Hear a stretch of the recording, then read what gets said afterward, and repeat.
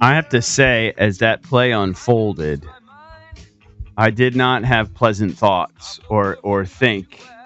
I did not anticipating them pulling it off, to be honest with you.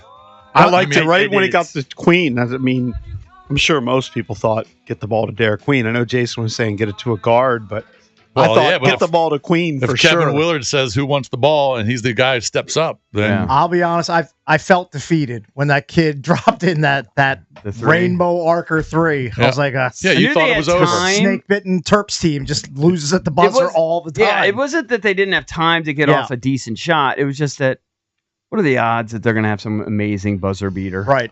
I didn't love the timeout because, look, we've seen Maryland lose at the buzzer, most recently against Michigan, when a guy goes the length of the court.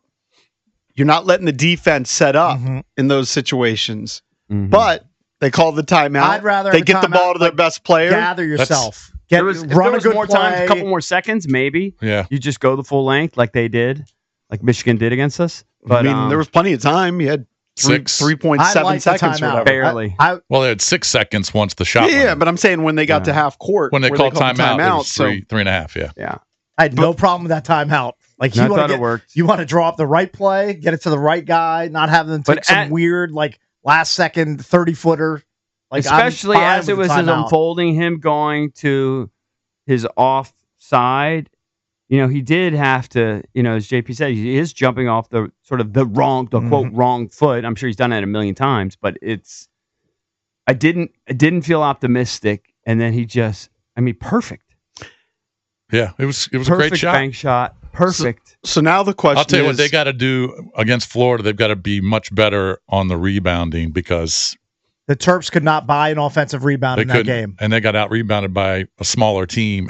And Florida's got a couple bigs, and they're really active on the boards. Well, it's not going to happen because this is what they do. They're not going to get bench performance.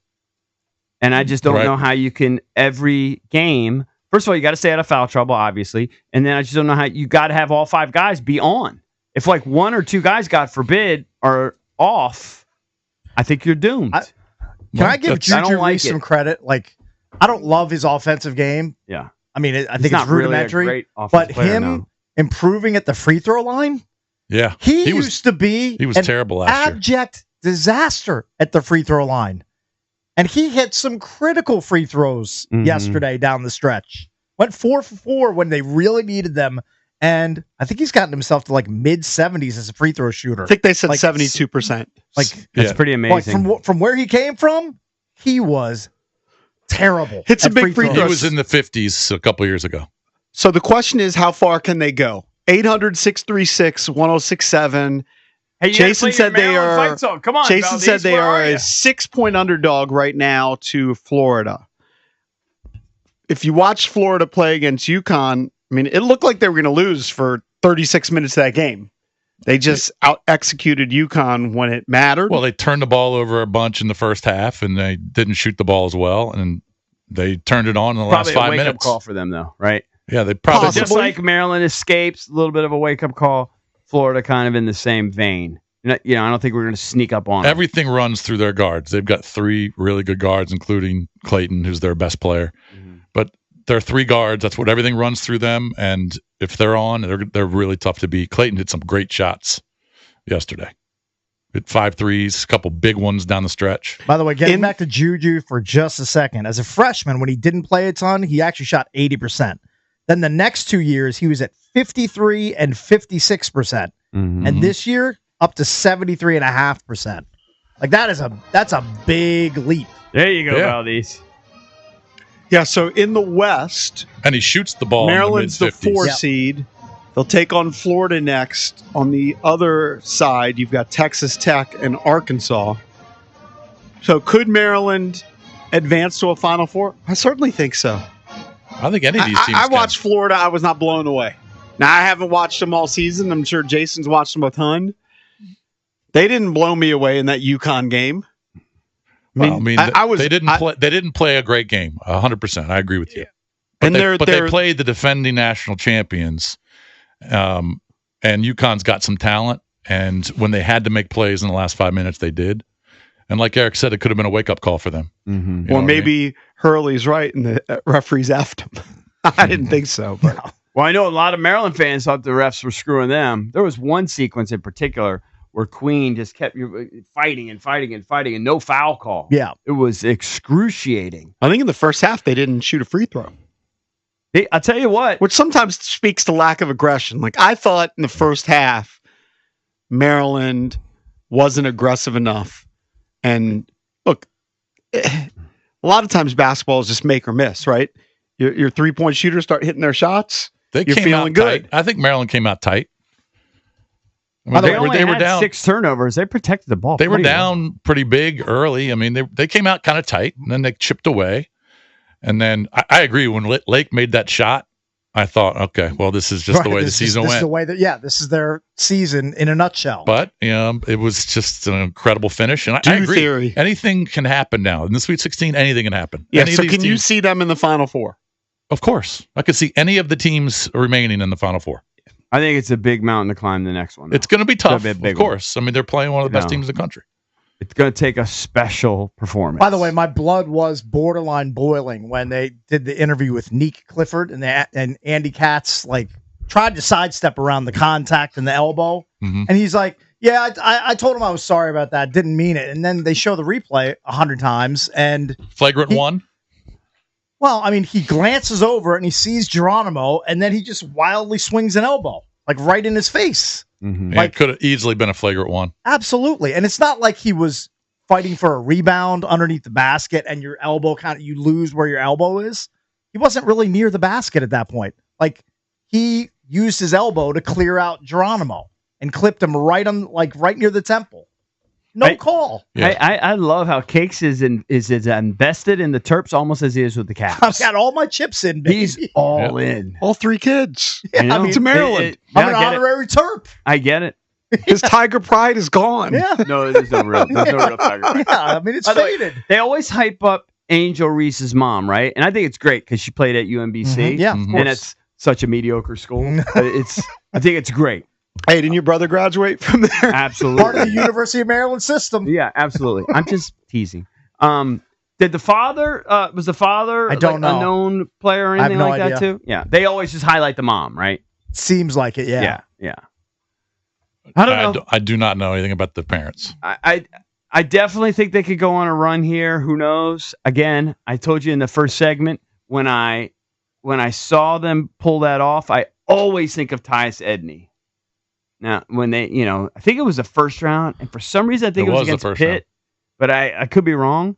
And just when he went coast to coast, they escaped it, and then they went on and they won the Natty. To answer your question, by the way, her father, Angel Reese's and Juju Reese's father, played for Boston College before he transferred to Loyola University in Maryland. And he played overseas. Okay. So he was a baller too. Yeah, both. I think the Tyus Edney was in Missouri. It was Missouri. I'll give this guy credit because he was killing the Terps last night. Bowen Bourne. That little white dude, that 5'11" white guy, he was coming up clutch. Well, they for were them just in playing game. free. It was but he was making impressive. Big plays. I was like, how can the Terps not stop this guy? They just had no answer for him. Let's go to Sean. 800-636-1067. Do you have some Terps fever now? Hey, Sean. Are people all in? What's going on, Sean? I think so. Sweet 16 bid. Hey, fellas. I'm all in. Hey, listen, Cakes, I agree with you 1,000%. I wanted to reach through the screen and break that guy's neck, Clifford. And it was I'm not to that extreme. Dude, it was a flagrant 2, man. He should have been kicked out of the game. He looked over and cocked his elbow back and put it right in his temple. But listen, one thing I do agree, they were winded, Bish. They were so winded with 5 minutes left. That's what scared me. I'm like, these guys are not going to hold on. Yeah. But they did, man. And I was surprised that they gave it to Queen. The funny thing is, my son was down in the basement watching the game. Who did you want to get? I'm just curious. Who did you want to get the ball if you didn't want it to go to Queen? No, I just didn't think they were going to go to Queen. I had no idea who was going to shoot it. Yeah, usually when you have 3 seconds left, you don't go to your post guy. You go to a guard who's probably going to jack up a 3. But absolutely. But Queen said in the timeout, he says, I want the ball. So he got at the top of the key, made a strong move, and hit the shot. But my son's watching the game down in the basement, and with like 4 seconds left, he's cheering crazily. And I'm like, the fuck? Excuse me, what is he watching? And the next thing I know, he's got it on the ESPN tracker. And they had showed it 5 seconds prior. Oh. So he's going crazy. And I'm like, is he watching the same game I'm watching? Oh. Anyway, yeah, I think they can go on a run. I hope they win. Hey, you guys have a great day. All right. Thank you, Sean. And again, it's something that I'm pointing out to JP, I guess all you guys, that when we were at Maryland and we were early on doing the show, we would break Gary's balls for getting to the Sweet 16 and getting knocked out all the time. I don't know. Did it maybe happen like 3 out of 4 years or something? There was some weird run where we kept getting knocked out of the Sweet 16. It was just frustrating because Gary had lifted the program to a certain level, but they couldn't get over the hump. Felt like they had plateaued. Yeah. And now I don't want this to be like, oh, this is amazing. I mean, it was an amazing win, but I'm spoiled now. I want more. Of course. Like Sweet 16 is great, but we want more. But in just 3 seasons to take over the program and get them to a Sweet 16, that's pretty good. Valdez, you probably weren't expecting that. Are you back in? Because I know Valdez was very frustrated after the Willard presser. Well, the Willard stuff. I was very happy with when the guys were hugging Willard and saying this is our coach and everything. That got you back in a little bit. Yeah, but I mean the team's very good. The Willard stuff was kind of like deflating, just because I like Willard as a guy, and I think he's a very good X's and O's coach, and I think he understands the NIL era a lot better than some of these other old school coaches. And so I was very upset at the idea of him going to Villanova, but I'm ready for the run. The team's good. Been watching them all season. They can hang with any of the big boys. I don't necessarily think it's all 5 guys need to click. I see it as if Rice isn't shooting well, then maybe Gillespie can shoot well. Maybe Miguel can shoot better, pick it up a little bit. I think there's enough. I'm looking at Florida too. Like this whole thing about the bench, I think is overstated in college basketball, particularly in the tournament with the timeouts. It's a 40-minute game. It's not like the NBA. I mean, if you looked at the UConn-Florida game, Florida had 10 bench points. All right, that's more than what Maryland gets. Maryland had 2, but they've been able to go through the entire season essentially with that crab 5 and very little from the bench. The one guy's saying they were winded. I didn't notice that 5 minutes in. I wasn't watching we're all watching the game. Were you watching the game going, oh my God, they look winded? I didn't think that was the issue. Sometimes, yes, they look, especially Queen's conditioning is not the best on the court. And that's pretty natural. I mean, in the last 3 or 4 minutes of a game, even though the TV timeouts are much longer, especially if you're getting up and down the court, and Florida's going to get up and down the court. Yeah, you can notice that. And you saw it in the Michigan. Michigan saw game. them last play. But the problem that I have is if they come across more of a whistle happy ref crew. Yeah, that's going to hurt them. Like you can't get into foul trouble. And I think they've learned throughout the season. There's some stuff they can contest.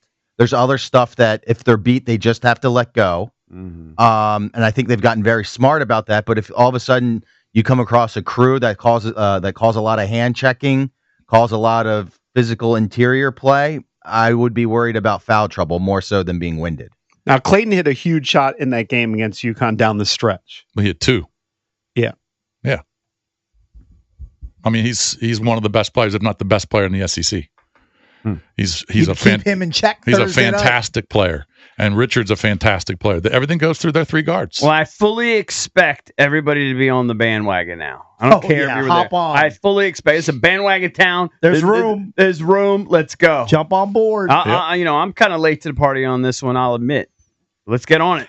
800-636-1067 if you want to chime in. Coming up next, what is Jaden Daniels' mom doing? We'll get into that next here on the Junkies.